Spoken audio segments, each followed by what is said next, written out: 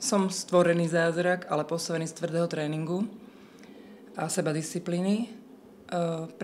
V lete pred 6 rokmi som mala ťažkú autonehodu. Mala som po nej vlastne veľmi rozsiahle vnútrolobečné poranenia, teda poranenie mozgu a jeho krvácanie.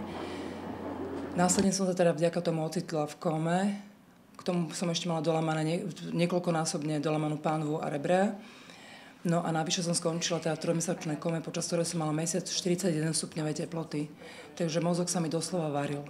Po 2 rokoch beznádejí a nejakého takého motkania sa som sa dostala do Adely, kde ruský neurológ, mladý lekár, si pozrel a prečítal moju zdravotnú kartu, pozrel na mňa a skonštatoval, že to, čo som dokázala po tak ťažkej autonehode a po nehodových komplikáciách, dokáže na svete len 1% ľudí.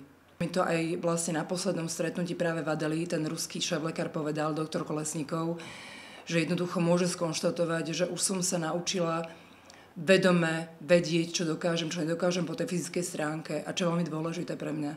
Že dnes už viem, že keď je toho veľa, ako zvládnuť ten výboj elektrický do mozgu, aj ten krč v nohe, aj v tej pravej ruke dočasne ochrnutej. Pohybovo som na tom, som sa veľmi zlepšila, dovolím si povedať na taký 90%.